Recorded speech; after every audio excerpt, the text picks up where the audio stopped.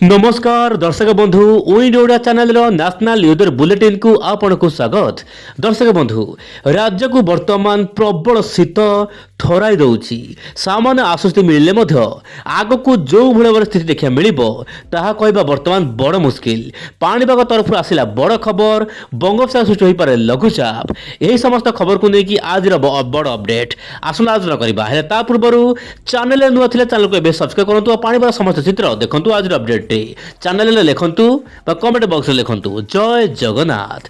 वर्तमान समय दर्शक बंधु उत्तर सबुठी वर्तमान देखा मिलूँ प्रबल अति प्रबल कुहुड़ तांडव। आप देखिपे धला चादर रे वर्तमान उत्तर पूर्व राज्यर अनेक सहर एपटे श्रीलंका तांडव रचुची प्रबल वर्षा कुहुड़ी को लेकिन दर्शक बंधु ऑरेंज अलर्ट पाणीपाग तरफ आप देखिपे जगतसिंहपुर पुरी केन्द्रापड़ा कटक जाजपुर जिला को बर्तमान ऑरेंज अलर्ट प्रबल अति प्रबल कुहुड़ी पाई विजिबिलिटी रहिबो जीरो मान दर्शक बंधु दृश्यमान दूरता शून्य रहिबो। यह सहित उत्तर आभ्यंतरण दक्षिण आभ्यंतरण ओडिशार विभिन्न अंचल में कुहुड़ी देखा मिलवा पाग अनुकूल हो पारे। दर्शक बंधु दूर यात्रा करुले आप गाड़ी फॉग लाइट रही सामान्य ऑन करंतु गाड़ी यथासंभव बहुत मात्रा धीरे धीरे चलांतु कहीं कुहुड़ी समय साधारणतः अधिक दुर्घटना घटवार संभावना रही है। से दर्शक बंधु ओइंडो चैनल तरफ आपको बर्तमान सतर्क करा कि आपण संपूर्ण सतर्क रुहतु कुहुड़ी प्रति।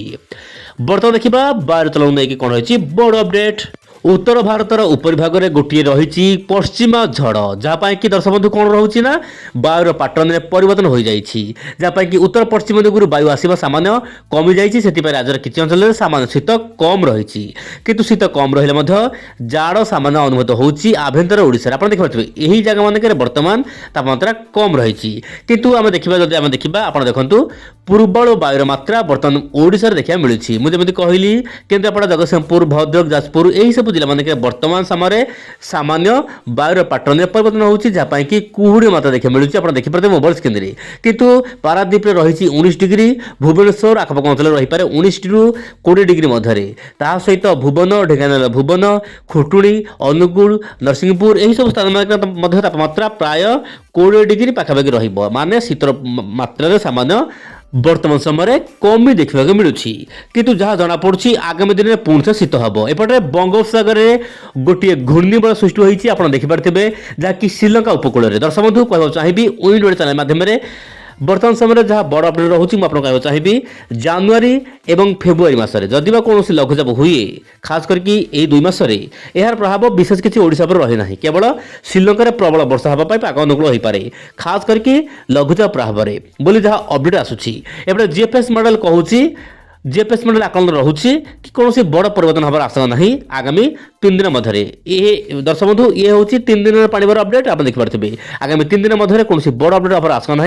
हाँ केवल सिक्किम अरुणाचल प्रदेश सहित जो रोचे आपंकर नागालैंड मणिपुर आसाम यही सब राज्य गुड़िकर हल्का मध्यम वर्षा देखा मिल पारे स्थान विशेष में पहाड़िया अंचल में तुषारपात देखा मिल पारे जमीक रोचे सिक्किम गैंगटक यार आखपाख अंचल में प्रबल तुषारपात देखा मिल पारे उपरिभाग में।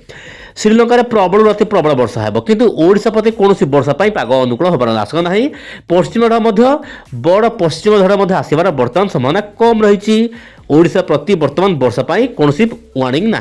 तेज दर्शक बंधु ये पाणीपाग अपडेट मुझे जहाँ कहली पुणी आसबा आसना काली आउ किसी नुआ अपडेट को साथ धरी से विदाय जानतु। नमस्कार जय जगन्नाथ दर्शक बंधु।